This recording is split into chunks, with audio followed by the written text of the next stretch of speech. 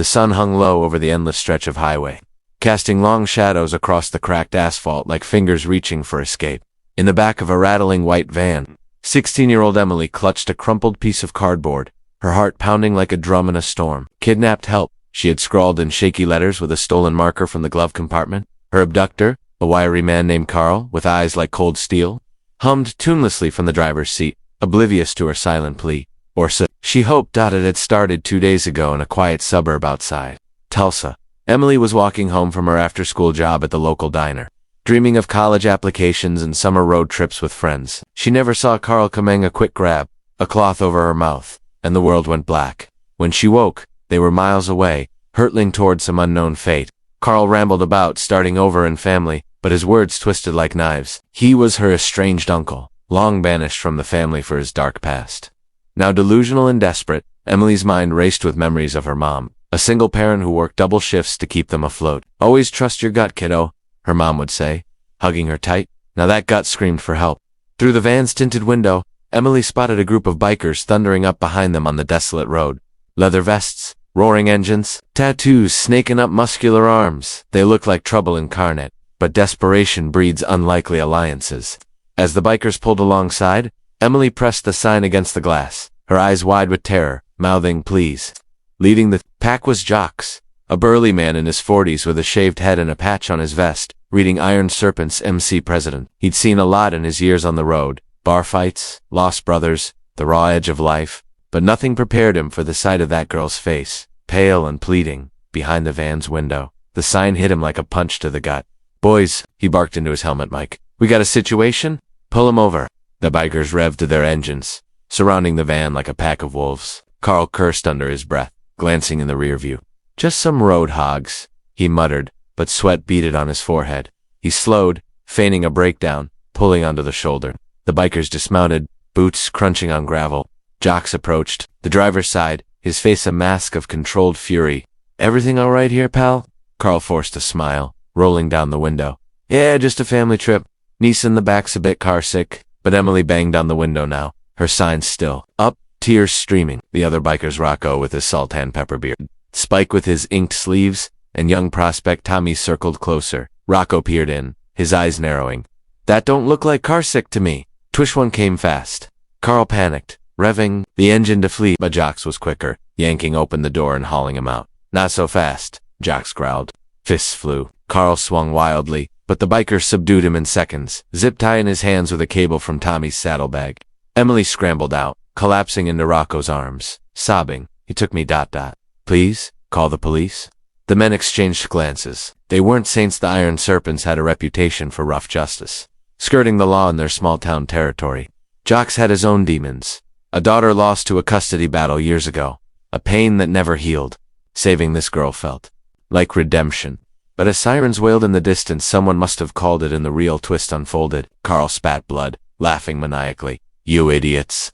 She's not just any girl. She's worth a fortune. Her old man's a big shot, and I was gonna ransom her back." Emily froze. "What, my dad? He's been gone since I was a baby." But Carl's words planted doubt. The bikers hesitated. Was this a setup? Jocks pulled Emily aside. "Kid, level with us. Who's your family?" Trembling, she whispered. "Mom said Dad left us. But I found papers once. He's some executive in California. I never met him." The police arrived, lights flashing, taking Carl into custody. Emily gave her statement, but the bikers lingered, protective shadows. As officers questioned them, Jocks felt a pull. This wasn't over. That night, in a dingy motel, Emily couldn't sleep. The bikers had insisted on escorting her home. A 3-hour ride. "We don't leave loose ends," Jocks said gruffly. On the road the next day, tension built. Emily rode pillion on Jocks' Harley, wind whipping her hair, feeling free for the first times in days. But at a rest stop, twist to hit, a black SUV pulled up, men in suits stepping out. "Emily Harper," one called. "Your father sent us." She backed away, heart racing. "I don't know you." The bikers formed a wall, engines growling. "Back off," Spike warned. The suits flashed. "Badges, private security? Mr. Harper's been looking for her. The kidnapper tipped us off." But something felt off. Jocks' instincts screamed trap. "Call the cops again," he ordered Tommy. A standoff ensued, fists clenched, until police sirens blared once more. The suits fled, tires screeching. Turns out, Carl had accomplices hired guns, aiming to grab Emily for a bigger score, posing as her dad's men. Safe at the station, Emily learned the truth. Her father, a wealthy tech mogul, had indeed been searching for her after years of regret. But Carl, bitter from old family feuds, had orchestrated the kidnapping for revenge and ransom. The bikers' intervention had thwarted it all. As Emily reunited with her mom, tears flowing, she turned to Jocks. "You didn't have to help. Why did you?" He shrugged, eyes misty. "Saw my own kid in you. Sometimes, the road teaches you to act first, think later." The journey home was a blur of highways and heartfelt talks. Emily clung to Jocks' back, the rumble of the bike soothing her frayed nerves. The Iron Serpents rode in formation, a guardian convoy against the fading sunset. Rocco shared stories of his grandkids. Spike joked about his tattoo regrets. And Tommy, barely older than Emily, confessed his dreams of leaving the club life for college. They weren't the monsters society painted. They were men with scars, bound by loyalty and a code of honor, forged in hardship. Back in Tulsa, Emily's mom waited on the porch, face etched with worry that melted into joy as her daughter ran into her arms. "Oh baby, I thought I'd lost you forever." The bikers hung back, awkward in the suburban glow, but Mrs. Harper pulled them into hugs. "You saved my world. How can I ever repay you?" Jocks waved it off, just doing what anyone should. But inside, emotions churned. That night, over pizza at the Harper home, stories poured out. Emily learned more about her father. He'd abandoned them during tough times, but now sought forgiveness. "He's flying in tomorrow," her mom said softly. Emily nodded, a mix of anger and curiosity bubbling. Emotional climax came at dawn. Emily couldn't sleep, slipping outside to find Jocks smoking by his bike. "I was scared you'd think twice," she admitted. "Bikers have a rep, you know?" He chuckled ruefully. "We do. A rep's just a story people tell. Truth is, I've lost too much to stand by Ger. She was taken in a different way. Cords gave her to her mom, who ran off. We haven't seen her in years." His voice cracked, the tough exterior crumbling. Emily hugged him, a simple act that shattered walls. "You're a hero, Jocks. Not just for me." As her father arrived, a sleek car pulling up, the biker stood sentinel.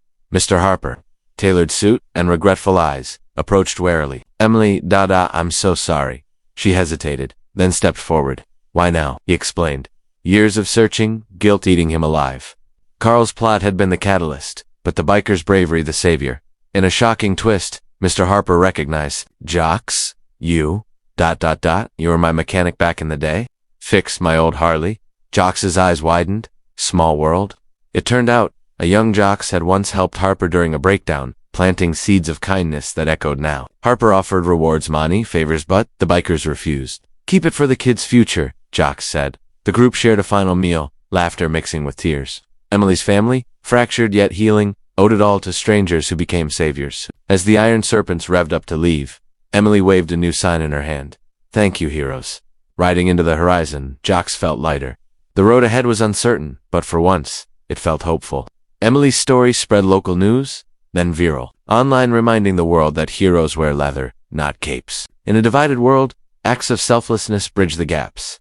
The heartwarming message. Kindness isn't planned, it's instinctive.